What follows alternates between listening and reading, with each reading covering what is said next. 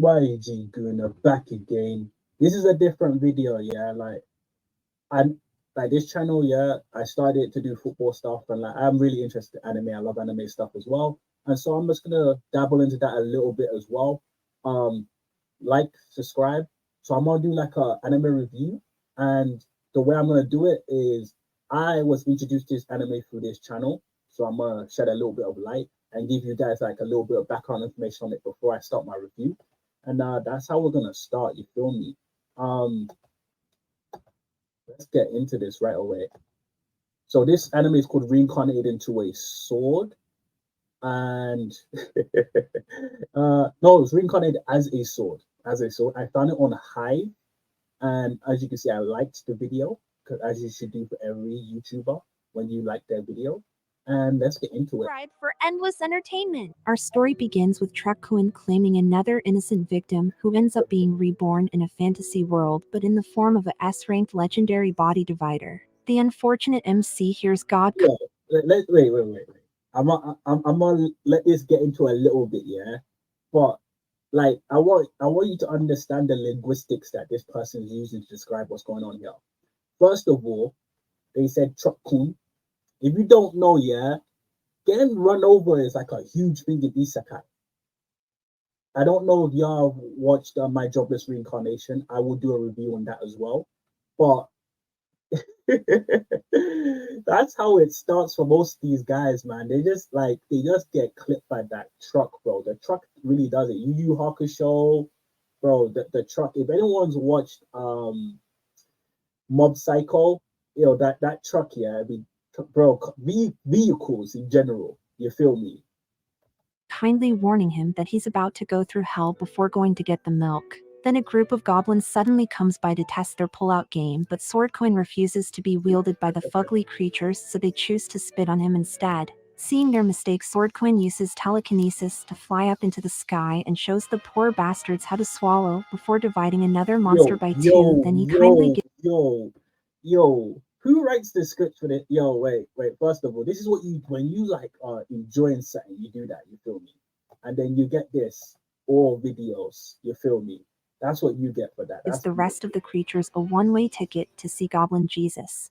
Hmm. Our MC realizes that when he slays monsters, he obtains all their skills along with points that he can use to upgrade his abilities. So Swordcoin does the reasonable thing and tracks down the innocent goblins to their home, where he shows them what the inside of a blender feels like. Our MC Yo, finds the Goblin King peacefully taking care of his people and decides to give him a mind-blowing experience before commencing a great massacre upon the creatures trying to survive in this cruel world. Our favorite psychopath returns home and explains that the further she describes him being a psychopath in many different ways, and then calls him a psychopath after. This script is phenomenal. It's actually he phenomenal. wanders into this world, the stronger the monsters seems to get. So of course he goes to slaughter all the creatures that are just trying to mind their own business in the forest until he has become strong enough to challenge one of Area 5's bosses. The slime monster creates tentacles in an attempt to assault our MC, but he manages to dodge most of the What kind of attack while assault you escaping the splash zone. Swordcoin uses Identify to find the crystal hidden within the creature and calls upon all his remaining power to thrust deep inside its slimy body to penetrate its no-no square, which causes an Hey yo, explosion that squirts all over the forest and hey leaves our yo. MC in critical condition. But luckily he gained the regeneration skill that allows him to instantly heal himself along with an inventory ability to store items. Next, Swordcoin goes heads to face off against a Gigamax Torterra who managed to give him some trouble until our MC puts the mutated turtle on its back and goes down to deep throat the poor bastard. Hey Later on, yo. our favorite sword goes to face off against the final boss in Area 5. And after realizing that its only weakness is to poison, he easily banishes it into the Shadow Realm. After clearing all the bosses in Area 5, our MC decides to travel through the forest. However, he finds no strong monsters lurking around and decides to go down to have a closer look at his surroundings. But he immediately realizes that all the skills that he attempts to use gets absorbed into the dirt and traps him inside the forest without any hope of escaping by himself. Days later, we find a legendary cat I'm gonna girl stop and here. The reason I'm gonna stop here is one, you guys should watch the rest of this video. I'm gonna put the app in the description, so that obviously you get a better grasp of what you're watching through them if you want to watch it that way and get an idea.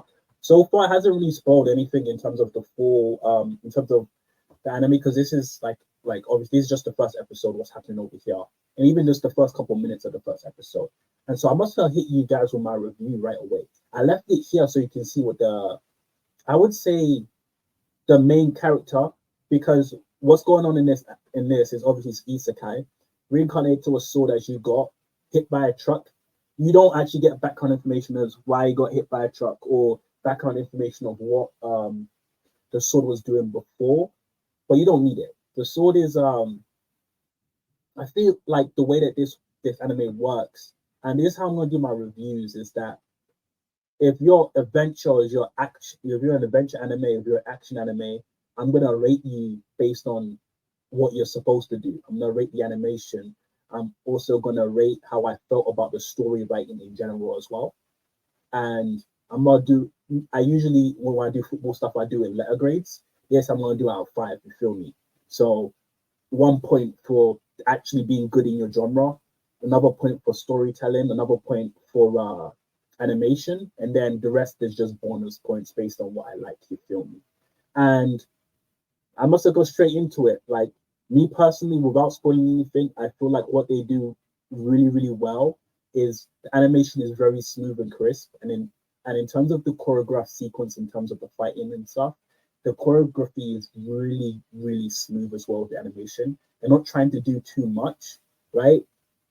And although it's like I hate 12 episodes and 1 seasons because you never know if there's gonna be another season. But this was really easy to watch. It was and the story progressed in a way where it's like all of this makes sense. Obviously, because of what you saw earlier on inside this recap, right? You saw how OP the sword was before the main character got the sword. Main character's name is Friend, and she basically is the owner and holder of this sword, and they grow together and they gain an appreciation and companionship together. And so, in terms of the storytelling, I've given up another plus over there. In terms of adventure, earlier on, she says what she wants to do, and you have an idea of how the story is going to progress and what her goals are. You feel me? Like with Naruto, you had an idea of where he wanted to go based on the fact that he said he wants to be a Hokage. Then you got the tuning, you got the jonin, and all of those systems to tell you, okay, yeah, this is how he's progressing. You feel me? And so with that, I have an idea of where she wants to go. And what I really like here, there's one thing about anime that I despise, and obviously there's going to be other viewers that have a different opinion. I don't like fan service at all. I don't like fan service at all. I think it's and like I think it's unnecessary, but that's just my opinion. You feel me? And I like how the character isn't like, especially because she's young, she's not over sexualized. So in terms of animation, I give it 1 point. In terms of storytelling, I'm telling you right now, you're gonna watch the first episode and you're not gonna stop. For if you're someone like me, it takes you a day to watch a 12 episoder, then you're gonna watch it in a day. If you're very busy, you're gonna have to have this done in a week. It's very addictive. In terms of storytelling, it's a really beautiful story, and even towards the end, pieces start to get added together. That's just like, yo, I think I might read this and not wait for season 2. If you don't know, I read manga as well. I think I honestly think that like whenever I get addicted to an anime, if I don't if I don't see there's gonna be another season anytime soon, I just read the anime. I mean, I read the manga, and it gives you a different experience, but it's still good. And in terms of adventure, I think it really suits its genre and does a very good job of mixing in comedy as well. The main character is so likable. In my opinion, is a 4.5 out of 10. The main character being the black cat, Fur, she's amazing. I have a daughter, so her doing what she does, yeah, it's just like, oh yeah, like it's cute, it gets me, it charms, it chimes into my little emotions and whatnot. And what she's gone through, her backstory, it really adds emphasis on all of the challenges she faces throughout the first season. If you like this, yo, like and subscribe. You feel me? watch the full video on the recap on the main channel. You get me, so you get that idea. And I found this on Hive. If you live in Canada, this is why I found it. I found it on Hive. If you live anywhere else, I don't know where you'll find it. Google it. You feel me? yeggooner with an anime review. Much love. Peace.